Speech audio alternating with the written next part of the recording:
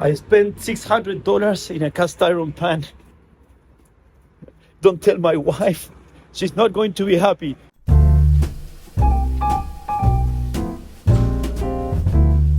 I think we are safe here. One last lock.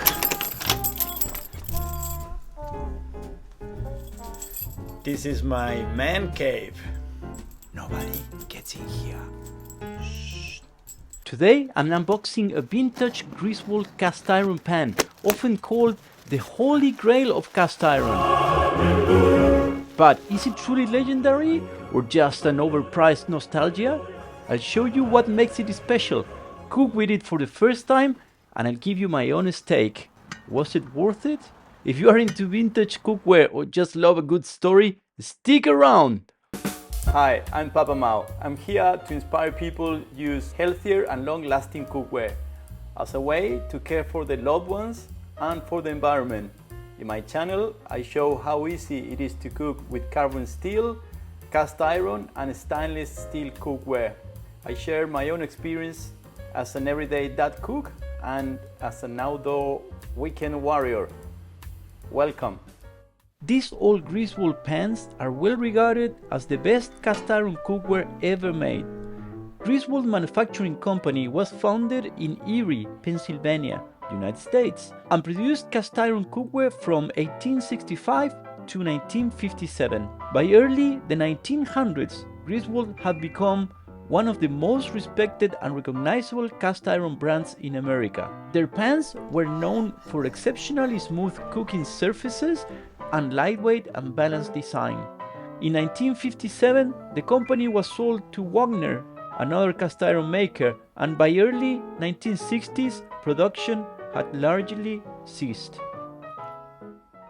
Guys, this is seriously very interesting. First impressions, super light. It doesn't feel like any cast iron that I own. It feels a little bit like it was clay, you know, that type of ceramic, like a ceramic type of cookware. Seriously smooth. It's quite thin and light. I am a happy boy. Wife's gone for the day, so we are ready to start playing with this baby. Cast iron collectors around the world swear that nothing comes close to how these cook. They're just smoother, lighter, and have that silky finish that is almost impossible to replicate. Their secret was the original casting process. The type of sand they use for the molds and their finishing technique is now lost to time. Let me show you what I mean. This is a 300 Aussie dollars cast iron pan made in New Zealand. It's great quality, hand finished and polished. But can you spot the difference? This is the Griswold. The surface feels almost glassy, super smooth. And this is the other one. Even though it feels smooth, you can actually see how much more porous the surface is compared to the Griswold. A really interesting fact is that my great-grandma's old unbranded Dutch oven feels just as smooth as the Griswold. Kind of crazy. I wonder if that was from decades of use, or was it actually finished like that from start? Now let's talk weight. And the results were honestly shocking. The Kiwi cast iron pan came in at 2.78 kilograms, which is pretty standard for a medium-sized cast iron skillet. But then came the Griswold, and get this, it weighed only 1.9 kilograms.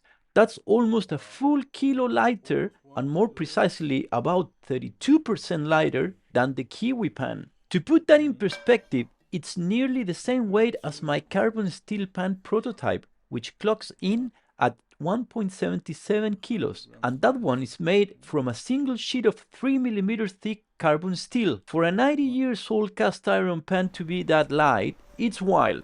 No wonder people still rave about them. Brands like Yeti are trying to replicate the feel of them, and definitely the price tag. Living in Australia, I don't get to see many of these around. So when I found this online with a matching lid, I just couldn't resist it.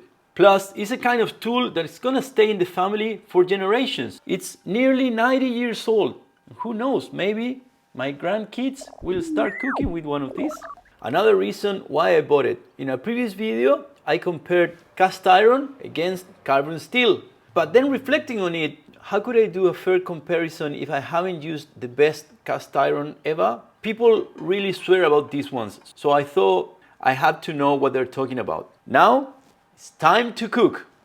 I haven't had any breakfast yet, so perfect timing for some scrambled eggs and maybe a halloumi cheese. Let's go. I like my scrambled eggs just broke, not whisked, you know, I don't know what's the word in English, just mixed, you know, like just like that. There we go.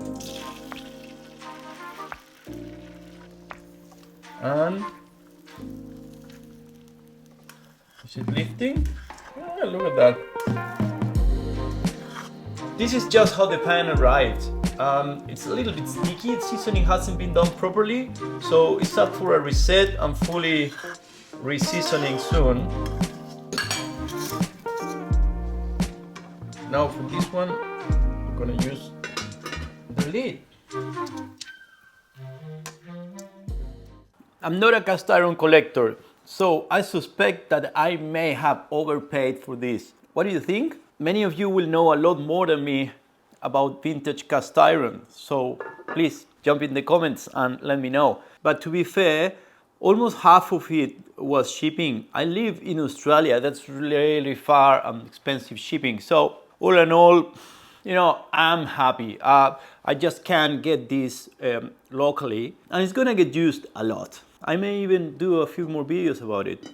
Any ideas? Let me know. Between you and me, once this is out of the box, I think the wife will not notice we have a new cast iron pan at home. Hopefully she doesn't watch this video. Well, if you want to contribute, please give me a like and some comments, some interactions. And if you like the video, just subscribe to the channel. It would be great to stay in touch. I see you in the next one.